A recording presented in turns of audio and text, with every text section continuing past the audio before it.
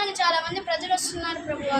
అవును, ఈ ప్రత్యేకమైన రోజు మీరు ఎదురుగా ఉన్న గ్రామానికి వెళ్ళి అక్కడ గాడిద కట్టబడి ఉంది, దాని కట్లు తీసుకురండి. గాడిదకు కట్లు ఇవ్వండి. యేసు ప్రభు గాడిదను తీసుకురామని చెప్పాడు. యేసు ప్రభు సరే కట్లు